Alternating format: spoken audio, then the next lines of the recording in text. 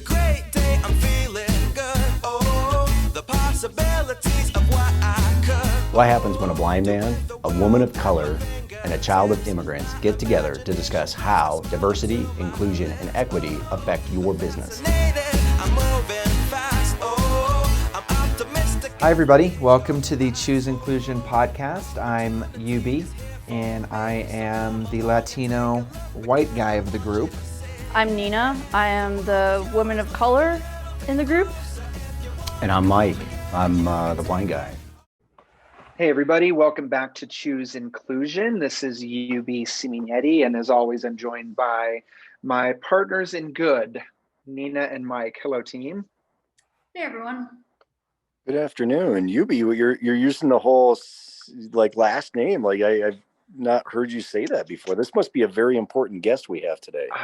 It's one of those things, and there's an asteroid heading for Earth, so it's part of that too. I just want to make sure that our names are steeped and saved somehow in history, and when aliens find parts of the planet in other parts of the universe, and maybe they'll make it to the Milky Way, as our friend Joe likes to say. So we need to put this on radio broadcast, is what you're saying. So it lasts. Yeah, forever. basically. Okay. It's just like some kind of subspace channel. So coming to Spotify, Apple Podcasts, and the radio near you. Yeah, exactly. Well, all right. So here we are. We are excited this is going to be a really fascinating conversation given present day events. But a lot of things that, I think a lot of our audience are focused in on, particularly as it relates to sort of the younger generations, right, who are now coming into the workforce. So our guest today is Manu Meel, CEO of Bridge USA, recent graduate of UC Berkeley. And just real quick, Bridge USA represents about, I think, 30 college and university chapters, and their mission is to invest in the future of democracy by really developing this next generation of engaged and constructive citizens. And so we're really excited to talk about that. So welcome to the show, Manu. How are you? Hey, it's lovely to be here. Thank you, UB, Nick, and Nina, and Mike. And I liked how you all framed yourself as the partners of good, because if it makes it sound like you're an Avengers task force. We try to be. Because I used to say partners in crime, and I'm like, that just doesn't sound good. How come I didn't know we had capes? I didn't get a cape. How come I didn't get a cape? Yours is in the mail. Oh. You didn't get it yet? Oh man, it's coming, Mike. I promise. But you have the secret cane. You have the cane of power. So I'm just going to say it. Anyway, let's focus back on our guest. Hello, Manu. I love it. You all got to call this "Shoot the Shit" podcast. Right. That's a great idea. That should be our new tagline. Well, so let's talk about Bridge USA first. Let's dive into that, because I love it, and I just want people to understand what it is. Absolutely. So especially in this moment in our country's history, when you're thinking about what are you doing in your personal life, what are you doing in your sort of purpose to at least make a small difference, Bridge is basically my way and my fellow student leaders and friends' way of trying to make a small difference in what I think is one of the most polarized times in American history. But I also don't think it's one of the most polarized times. There's really a lot of hope in different nooks and crannies in the country. It's about where you're looking. We had founded Bridge, UB, in our freshman year, when in 2017, there were some wonderful students by the name Roger Karma and Cortland Carpenter, respectively, at Notre Dame and CU Boulder. And then they brought over the concept to Berkeley. And that's where sort of I entered into the picture. And the real focus of Bridge is how can we essentially affect the sensibilities of young people at this moment in time? But importantly, how can we create and help inculcate values of empathy, engagement, respect, constructive dialogue? It seems like, if you haven't been watching the news, it's in short supply these days. And our goal is, look, we don't have to wait for these problems to show up 30 years down in the future, when again we talk about one of the most polarized times in history. We can actually preempt those problems. Hence, we can actually invest in the future of our democracy right now. I love what you guys are doing. I really do, Manu. And what I was really encouraged to hear is actually, again, because when I heard, UC Berkeley, of course I'm thinking, oh, well, this is great for elite schools, that sort of thing. But you guys constructed this very strategically. Can you explain more about that? Yeah, so there's a couple of things that we do. There's three important ways to look at bridge. First is what is our actual theory of change, and specifically to your point, Mike, is how does that theory of change apply to the actual, quote unquote American people? And when I say quote unquote American people, I mean the folks that aren't just in your private elite schools where we often pay the most attention. Now, this isn't just me talking about elite private schools because I didn't get into Harvard, but what I'm saying is that there is a huge population that we often leave out of the higher ed conversation. And that's students in our public state schools, in our community colleges, in our private institutions that are a lot smaller. So when we're talking about the three things that we're looking at bridge, first is the theory of change. Can we actually affect political culture, not only on college campuses, but in local communities? And the way that we're going about doing that is we're setting up these chapters, and these chapters are truly the bread and butter bridge. That's where the real change happens. That's where the civic engagement takes place. And only if you could meet some of those wonderful student leaders on those college campuses. I mean, they're truly tremendous because they're actually looking at how they can create coalitions. It's something that we need in Congress right now. The second thing that Bridge does is focuses on specifically creating what we are calling an international movement. The problem with the problem that Bridge is trying to address of a democratic backsliding in our politics, that's not just an American problem, that's a global problem. And that's why our friends in East Africa have launched Bridge Africa, and our friends in Western Europe have launched Bridge Europe. And the third and most important thing I think about Bridge is it has to be an organization and a mission led by young people for young people. That's crucial. If we're thinking about actually creating change and how young people are thinking about our politics, if we're thinking about how we can actually engage those people that feel currently distanced from the system, students like myself that necessarily didn't have a habit of cultural engagement, students that don't necessarily recognize how the political system can be responsive, we've got to figure out how to bridge that gap. And ultimately, our work initially focused on these public state schools because, outside of the fact that we're at Berkeley, the fact is that, those students are the people that are going to enact your innovations. Those are the students that are going to have to deal with the future that we're carving today. So it's crucial for us to actually think about a broad swath of the population. Just one last thing I would say is this actually also has electoral consequences. When you think about those that elected President Donald Trump in 2016, and you can fall on either side of that debate, but the fact is a lot of those folks were alienated. They felt left behind. And we have an opportunity to fix that. We don't have to wait for that problem to again reassure in this current generation. And that's what our work is focused on. So one of the things that I really want you to explain to us, because right Sure. now we're at, the most politically divided time we've ever been in. I blame a lot of it on social media personally. The way these algorithms work, it basically puts us into our own bubbles even more so than we already were. And one of the things that you've been working on is what you're calling the bridge mindset. And I was wondering if you could share with our audience what exactly that is and why is it important? That's a great question. So bridge mindset, really quickly, there's three pillars to it. One, you've got to be empathetic. So you will have to actually understand and live in the shoes of the other person when you're talking to them. Two, you have to engage constructively. What we mean by constructive engagement is actually thinking about our politics in an ideologically diverse way. And three, you have to be solution oriented.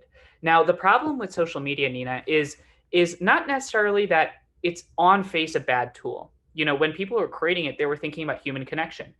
When you look at the flip side of the coin, we're also at one of the most connected periods in American history. We're also at one of the periods where people have vast access to technology.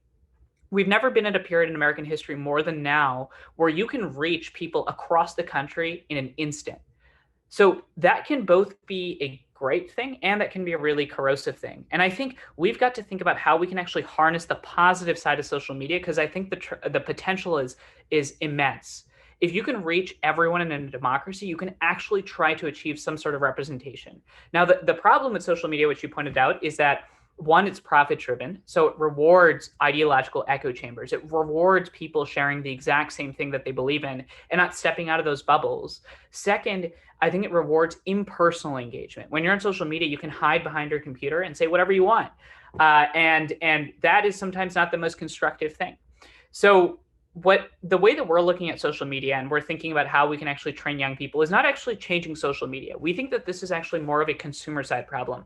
Take chips, for example. In the 80s and 70s, when Coke and chips and Lay's had this huge marketing campaign, you had an explosion of obesity in this country. And the response wasn't to, stop eating chips. It was to put out consumer diet labels. It was to regulate what we're eating. It was to develop a food diet. I think we need an information diet.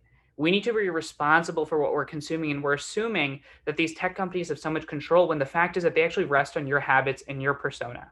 If suddenly tomorrow everyone said, we want to talk with someone that we disagree with on Facebook, they would change their algorithms because that's where the money would go. So our goal is, can we affect the mindset of those that are actually consuming social media to make it more effective, constructive, and importantly, empathetic? I love that, because that aligns with the more you know, right? Like let's give people knowledge. Let's give people an opportunity to learn more about what it is they're using, and then sort of give them the choice. Like, because I love, you talk about marketing empathy to young people. I mean, it's partly that. It's like we still want to make people better. Yep. And so how do we do that? Yeah, how do you market empathy? Well, yeah. if I knew the answer, it would be over. I mean, I think everyone's trying to, or at least as you said, the partners of good are trying. And what I would say is there's a couple things to marketing empathy, and I think marketing empathy makes it seem a little bit more technocratic than what we actually mean. I think there's two assumptions to marketing empathy. First, and this goes to your social media point, Nina, is that we forget that politics at the end of the day is about people. The fundamental unit of democracy is a person.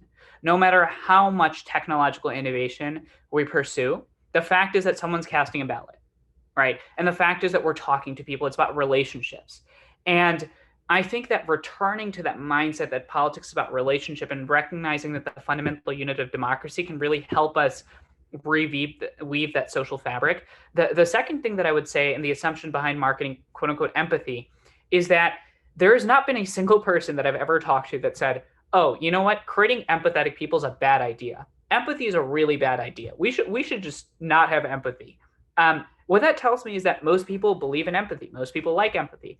The challenge, and that's the second assumption, is that people believe and want it. The challenge in all of this is not getting people to buy into empathy. It's getting people to practice empathy. And I think that's what's lacking in our politics, where we've entered this stage in our politics, what my friends and I call performative activism, right? It's this idea that, if we post something on social media, it's done deal. It's perfect. We've participated. You remember on Instagram that one day when Black Lives Matter was sort of really peaking in terms of the protest potential, everyone posted a black tile. Now, I'm not saying that's a bad thing. What I'm saying, though, is that it often absolves our responsibility of creating real tangible change. And so our goal is, how can we prevent people from just being performative about empathy, but actually acting empathy? And for us, marketing empathy essentially means we've got to demonstrate what it looks like. We have to show people actually embodying empathy. And then so we've launched a couple of campaigns. First one we're calling Empathy in Action, literally like hair famous people. And this is what empathy looks like. And it's a good thing. We should be prideful of being empathetic. There's this belief right now that if you're empathetic, it means you're kumbaya and cushy.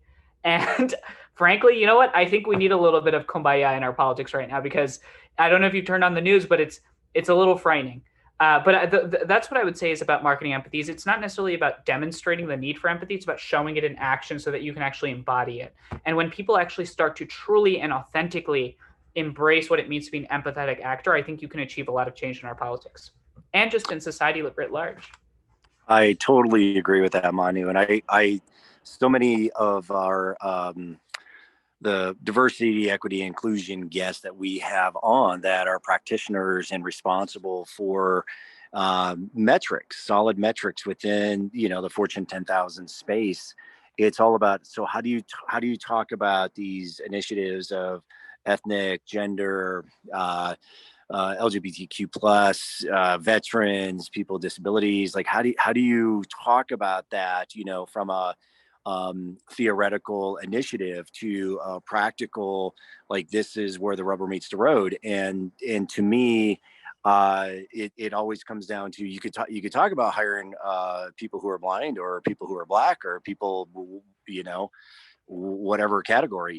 It's all about, what are you actively doing to affect those hiring numbers, and then more importantly, then retaining those numbers. And so what you're talking about is like, okay, it's great to theoretically talk about this. What are the actionable, tactical roadmap items that we can affect? Is that true? Yes. So I couldn't agree more with what you said, and I love the fact that you brought in diversity and inclusion into this conversation. So just quickly, it sort of, when you look at corporate CSR strategies, right? When you think about branding, you think about marketing. And the question you got to ask is how much of that is actually tangible and how much of that is performative. It goes to that same strain of performative activism.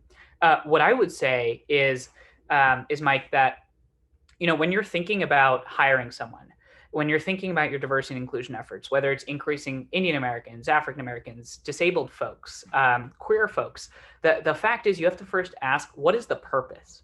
Why am I doing this? What's the need?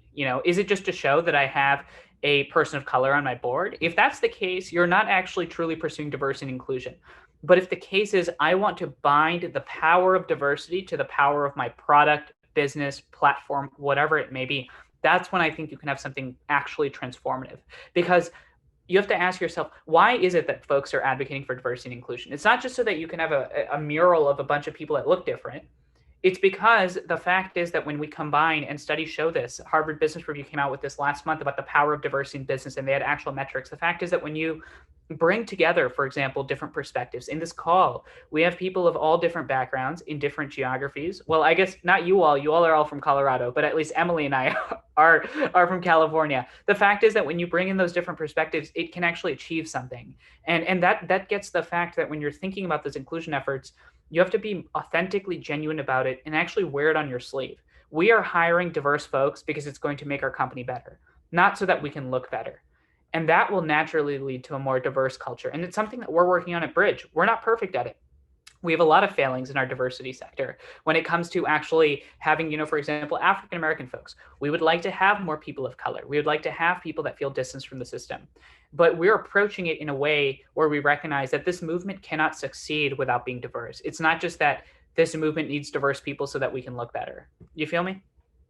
Oh, absolutely. I think that, I think what's so cool about the younger generation coming up, I think we talked about, Manu, on the call before this, that you just figured out you were Gen Z. And working on it. But I think overall, we've just seen the older generations fail us, right? There's a lot of blame to go around, but part of the reason we are in such a kind of dire place economically, environmentally, socially, everything can be drawn back to previous generations. And one of the things that we know that companies are talking about a lot is like, okay, if we're growing, we need to figure out like, how do we make sure that we're inclusive of a new generation coming in? So I guess this is kind of like a two-part question, but like what is it that Gen Z is looking for in the future of work? And then two, what should companies be doing to make sure they're meeting those needs? Yeah. So the caveat here obviously is that Gen Z, obviously, as I'm sure we like to see of every group, is not just a monolith, but I will do my best in representing all the Gen Z folks I know. And I would say a couple of things. I think first, in terms of what they're looking for, Gen Z, I think, is one of the most altruistic generations that we've seen in a while. And I think there's a reason for that. When you look at someone my age, I'm 21 right now, there are 4 major events that have defined my entire life. And those are 9/11, the Great Recession, 2008, the 2016 election, and now the 2020 election combined with with one of the most deadliest pandemics in history. Now, when you think about the impact that has on someone when they're growing up, it's not one of transformative progress and boundless optimism, right? It's you have to really try to be hopeful at this time. And so what that tells me, and when I've traveled to all of these different college campuses, met wonderful, wonderful people and young people, is that they want to create a future that works, that just works, and And that tells me that they're altruistic. The second thing that Gen Z is looking for when they're looking at companies is they're actually holding folks to the fact of CSR pillars. We can no longer have a corporate world where CSR is mainly a talking point. Diversity and inclusion are mainly talking points, but they're not actually enacted. Young people are actually looking to see. There was a study out by Brookings, I think a year ago, that looked at the attitudes of Gen Z with respect to what they thought about these CSR initiatives. And they actually echoed what I'm sort of saying on this call, which is that they actually care about this stuff, right? This is not just some high-end marketing campaign. And so that tells you that they're actually looking at the social impact of companies. And when you look at sort of the balance sheet, it's not just profit that Gen Z is looking at. They're also looking at how are you using your assets to make a difference in the lives of people around you, which ultimately begs the question of purpose, right? What is the purpose of a corporation? What is the purpose of your company? Why do you exist? Asking those hard questions. The second question that you asked, which I think is really important, is what can they actually do to meet those needs? And it's sort of a flip side of everything that we just talked about. When you're thinking about catering to young people, when you're thinking about catering to Gen Z, don't just cater to them because you've got to, and they're the next generation. And if you don't cater to them, you're going to run out of money. Shift your business strategy. I'll give you a perfect example of this. Look at Microsoft. Microsoft 10 years ago was very much focused on developing software and hardware to build better computers. That was their goal.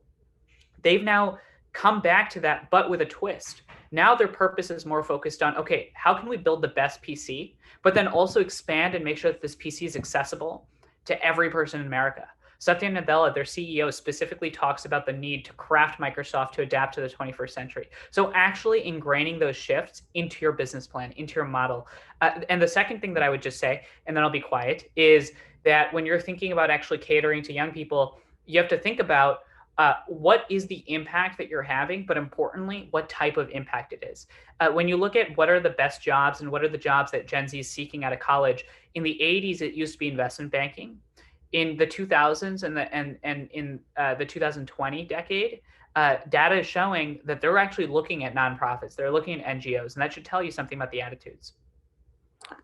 Well, Manu, I want to throw yes, in your lifetime, you have been exposed to a lot, but I dare say, and this came from my 6-year-old granddaughter yesterday, as we were hiking the mountains, and she was collecting pine cones and talking about doing a project where she could recycle some plastics with these pine cones. I dare say your generation is probably more environmentally conscious than any other before you. Absolutely. I would just, sorry, Mike, were you going to say something else to that? Oh, I've got a lot. There's so much more I want to talk to you about, and I just wanted to throw that out there because I just, with everything else that you've talked about, I dare say just on the flip side is just that, right? So, but no, I just wanted to throw that out there too. Your generation has to fix a lot of what us previous generations have broke. So, which goes back to the nonprofit and NGO. To absolve your generation of some responsibility, I think every generation is always saying that the next generation is going to be better. And I would say honestly that there's a lot of hope and there's always good in what some generations are doing. It's just about what you're focused on. And I mean, to your granddaughter's point, by the way, other than the fact that I also love the mountains in Colorado, the air is crisp, clean, and not like the wildfires in San Francisco.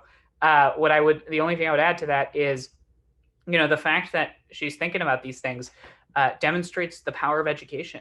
And it shows the need to actually have shifts in curriculum. And I'm sure your granddaughter is very impressionable, as is every young person. And it's about their environment. And so it's both a parental and familial responsibility, but also the responsibility of our educational institutions where Bridge is focused.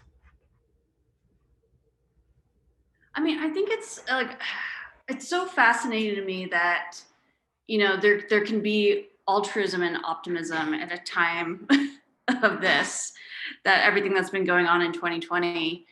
I think one of the things I really struggle with when talking about diversity, equity, and inclusion and the kinds of work that Mike, UB, and I do is that it almost seems like, while the three of our mindset is very much like we're doing this because it's great for everyone, we've definitely, kind of get pigeonholed sometimes into saying like, oh, well, what you're doing is at the expense of, able-bodied white guys, right? Able-bodied, cisgendered, straight white guys. And that's it definitely like puts me on the defensive when I get approached that way, because that is something that I've experienced a lot with some of the work that I've done. But what you're doing is you're taking a step back and saying that your generation is actually going to try and have real conversations across this. And I think that's so powerful. And honestly, I just found it shocking, because I never thought we could go to that place again after seeing how much the world changed in the last year or 4 years, really. Well, I mean, Nina, I would just say that when it comes to altruism and optimism, I mean, the question that I ought to ask you is, what choice do we have, right? Like, there is no alternative other than to be hopeful and optimistic. And again, it gets back to a question of purpose. I think a lot of people in my generation are seeking purpose. And when I mean purpose, I mean answering the questions of why do we exist? What is our actual goal here? What is our impact? And that is, I think, a tremendous asset that we have to tap into. And we have to start showing young people a way to mobilize and capitalize on their purpose and their journey to find that. Because if suddenly you can have thousands of people across the United States acting with purpose, that is huge. Again, the fundamental unit of any democracy, country, business, corporation is the person. And so if people have purpose, you can unlock and achieve a lot. Well, how do you translate that into, so, you know, another thing that sticks out is something you said on our pre-call about listening to respond, or no, listening to listen instead of listening to respond. Yeah.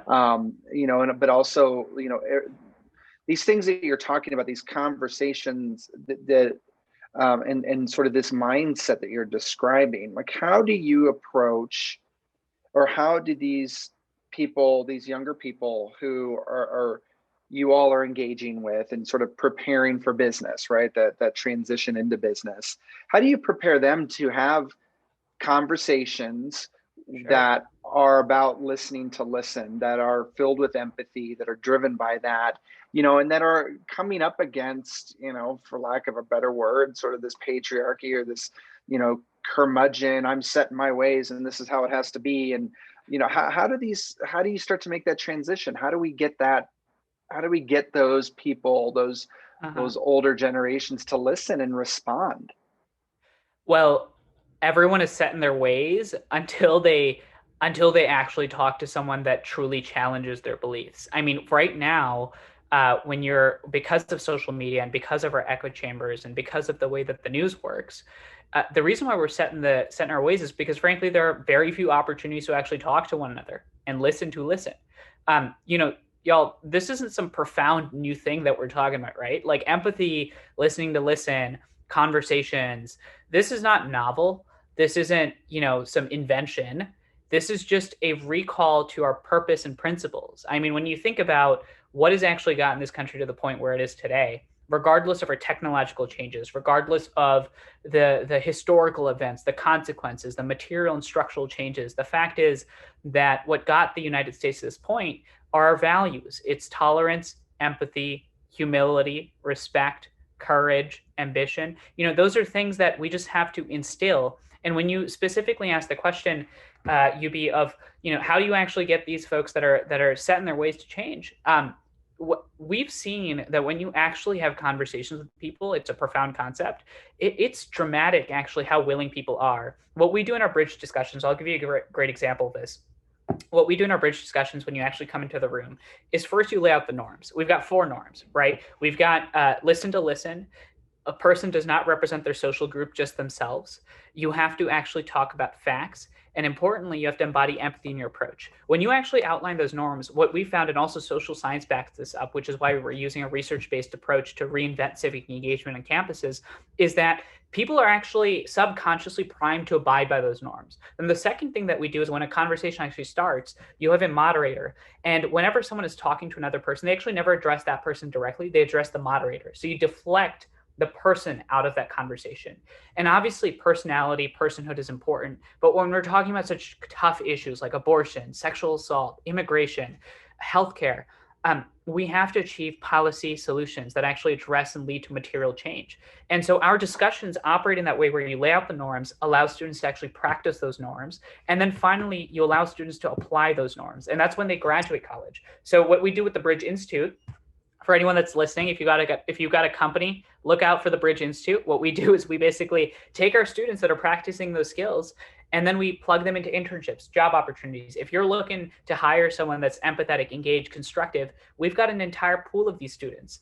And what we found is that when you actually help people apply these skills, when you help them apply what listening to listening means, it helps them actually change their outlook on this. And so my short answer to this would just be, people just aren't forced to get out of their ways. They aren't actually exposed to those tough conversations. When they're not exposed, there is no chance of being removed from your beliefs. You have to actually force those conversations to happen. And if you can force them within a proper framework, you can achieve a lot. I love the model, and I think that any company in the Fortune 10,000 could benefit greatly by leveraging how you do what you do to further enhance their DE&I programs in general. I really like that approach.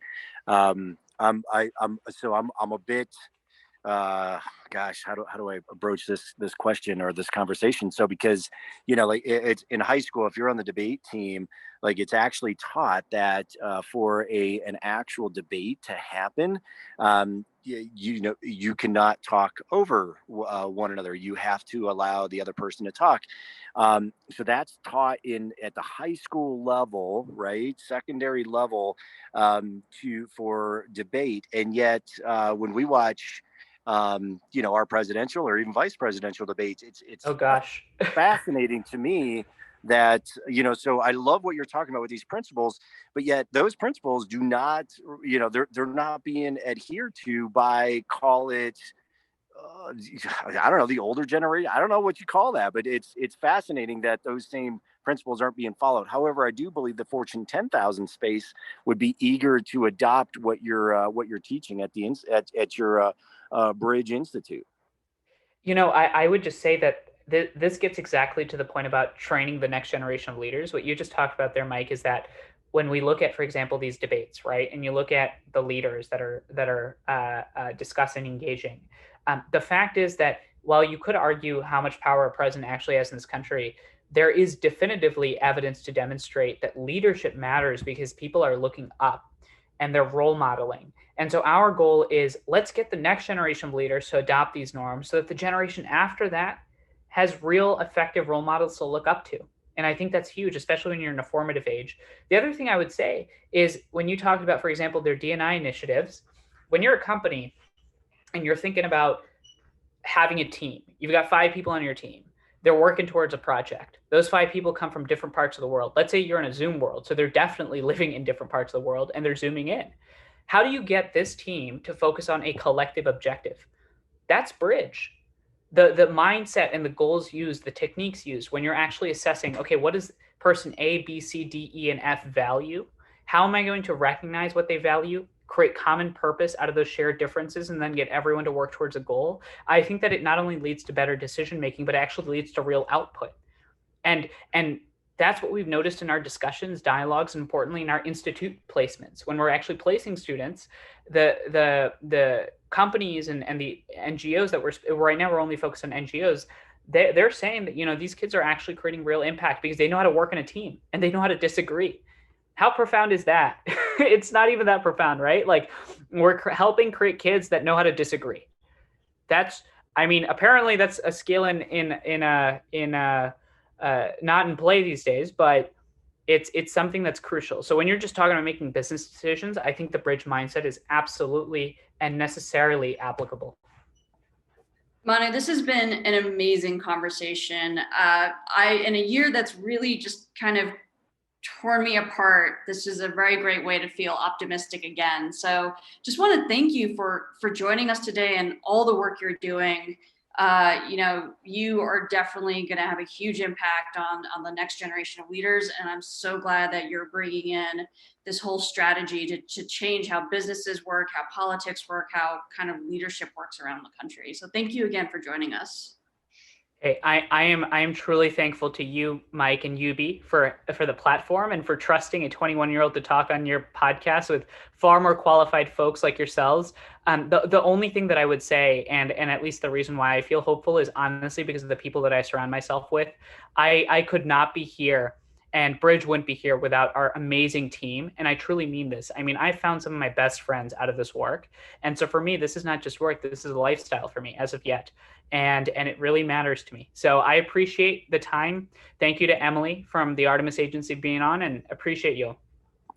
Well, Mon, I want you to recognize, so leadership has no bearing on being 21 at all. You are an absolute leader, and I look forward to hearing more from your journey as time continues. So thanks for being on, and I hope our listeners take a good hard look at Bridge, because I think it's an amazing asset. So thank you.